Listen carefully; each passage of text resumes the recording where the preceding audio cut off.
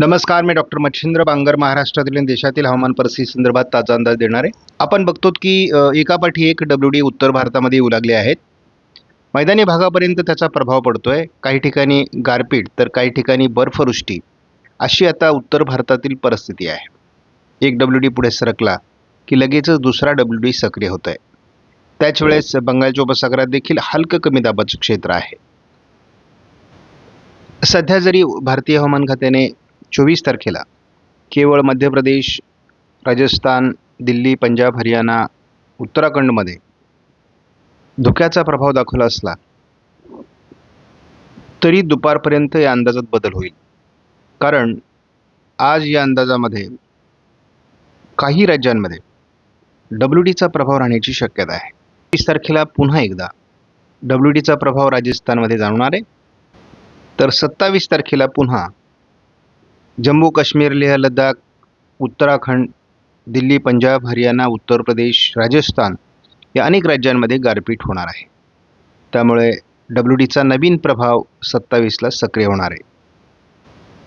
डब्ल्यूडीमुळे खरंच पाऊस होतो का, अशा प्रकारचा प्रश्न काही सभासदांच्या मनामध्ये येऊ शकतो. परंतु आपण बघतो की दिल्लीमध्ये अनेक ठिकाणी पाऊस झालेला आहे, पंजाबमध्ये झाला आहे, उत्तराखंडमध्ये झालेला आहे, राजस्थानमध्ये झालेला आहे, जम्मू काश्मीरमध्ये झालेला आहे. त्यामुळे पावसाची नोंद आपल्याला कालच्या तारखेला झालेली दिसते. महाराष्ट्रात थंडी आहे, परंतु ती केवळ जाणवते. थंडीच्या लाटेचा प्रभाव म्हणून मात्र महाराष्ट्रात आता थंडी नाही आहे. GFS मॉडेलनुसार आज देखील उत्तर भारतातील काही राज्यांमध्ये जोरदार बर्फवृष्टी होण्याची शक्यता आहे. कारण डब्ल्यूडीचा प्रभाव आजही दाखवण्यात येतोय. उद्यापासून मात्र हा डब्ल्यूडीचा प्रभाव कमी होईल. दरम्यान थोडं तामिळनाडू, केरळमध्ये कमी दाबाचं क्षेत्र प्रभाव टाकेल असा अंदाज आहे. नवीन डब्ल्यूडी हा 27ला सक्रिय होईल. 28ला त्याचा मैदानी भागापर्यंत प्रभाव असेल. त्याचा प्रभाव 29ला संपण्याची शक्यता आहे. पुढे काही दिवस डब्ल्यूडीचा प्रभाव कमी होईल.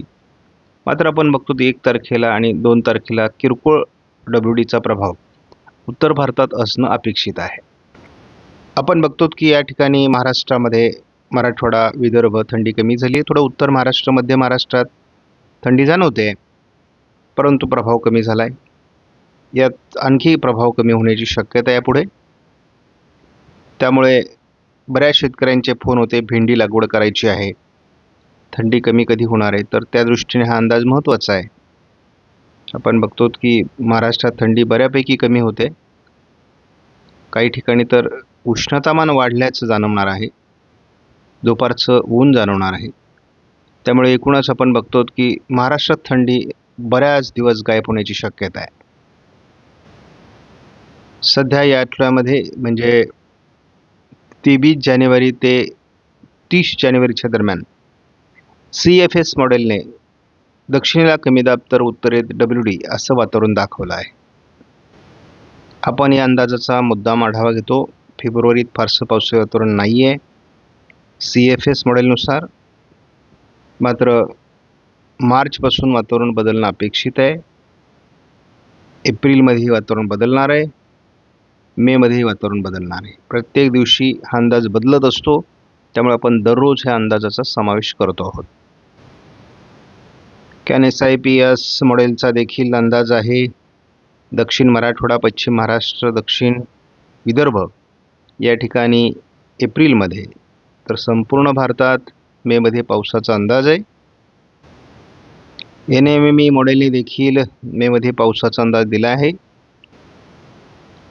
कालही आपण जेव्हा अंदाज बघितला आहे तेव्हा महाराष्ट्रामध्ये पावसाचा अंदाज ECMW मॉडेलने दिलेला होता. तो आजही हा अंदाज कायम ठेवला आहे. 7 फेब्रुवारीपर्यंतचा अंदाज आहे. आणि या अंदाजामध्ये आपल्याला स्पष्टपणे महाराष्ट्रातून एक ट्रफ बनण्याची शक्यता दाखवण्यात आलेली आहे. आपण ECMW मॉडेलनुसार बघतो उत्तरेमध्ये एक डब्ल्यूडी सरकतोय आणि दक्षिणेत अगदी कर्नाटक, रायलसीमा, तामिळनाडू आणि केरळमध्ये एक तीव्र कमी दाबाची शक्यता आहे. 27 तारखेला महाराष्ट्राच्या काही भागात पावसाळी वातावरणाचा अंदाज या मॉडेलने तरी अजून कायम ठेवला आहे. त्यामुळे या वातावरणात काही बदल होतो का यावर आपण लक्ष ठेवून आहोत. 28 तारखेला देखील महाराष्ट्रात तुरळक मराठवाडा, पश्चिम विदर्भ, पश्चिम महाराष्ट्राचा पूर्व भाग या ठिकाणी पावसाचा अंदाज आहे. केवळ 2 दिवस हा अंदाज आहे. 29 पासून पुन्हा वातावरण उघडणार आहे. नवीन WDमुळे उत्तर महाराष्ट्रामध्ये थोडं 31 तारखेला वातावरण असण्याची शक्यता आहे. यापुढे WDचा प्रभाव एकापाठी एक येत राहणार आहे. मैदानी भागापर्यंत गारपीट होणार आहे. महाराष्ट्रात मात्र त्याचा प्रभाव केवळ 27-28 दाखवण्यात आला आहे. या मॉडेलचा जेव्हा अंदाज आपण बघतो तेव्हा अतिशय किरकोळ अशा प्रकारचं वातावरण महाराष्ट्रामध्ये दाखवलं जातं आहे. परंतु त्यासाठी फार भीती बाळगण्याची महाराष्ट्रातील शेतकऱ्यांना गरज नाही. आज देखील नंदुरबार, नाशिक, पुणे जिल्ह्यामध्ये ढगाळ वातावरण राहणार आहे. थोडं अकोला, संभाजीनगरच्या उत्तरेला देखील असू शकतं. थोडं नंदुरबारमध्ये आज उशिरा हलक्या पावसाची शक्यता देखील निर्माण होऊ शकते. उद्या 25 तारखेपासून बंगालच्या उपसागरातील वारे आणि उत्तर भारतातील WDचे वारे यांचा मिलाप महाराष्ट्राच्या काही भागात होत असल्यामुळे ढगाळ परिस्थिती वाढण्याची शक्यता आहे. आपण बघतो स्पष्टपणे बंगालच्या उपसागरातील वारे बाष्प घेऊन महाराष्ट्रामध्ये सक्रिय होत आहेत. त्यामुळे महाराष्ट्रातील काही भागात तुरळक स्वरूपात पावसाचा अंदाज आहे. 26 तारखेला कोल्हापूर, सांगली, सातारा, पुणे पूर्व भागामध्ये थोडं वातावरण 26ला रात्री देखील असण्याची शक्यता आहे. 27 तारखेला मात्र पुणे पूर्व, अहिल्यानगर, सातारा, सोलापूर, धाराशिव, लातूरच्या काही भागात, कोल्हापूर आणि सांगलीच्या काही भागात जोरदार पावसाचा अंदाज आहे. आपण जर हा अंदाज थोडा पुढे सरकवला तर आपल्याला स्पष्टपणे याचा प्रभाव संभाजीनगर, जालना, अकोला, अमरावती, वाशिम, हिंगोली, अगदी नांदेड, परभणी, बीडपर्यंत तयार होतो आहे. त्यामुळे एखाद दुसऱ्या ठिकाणी गारपिटीची शक्यता नाकारता येत नाही, कारण याचा WDशी संबंध आलेला आहे.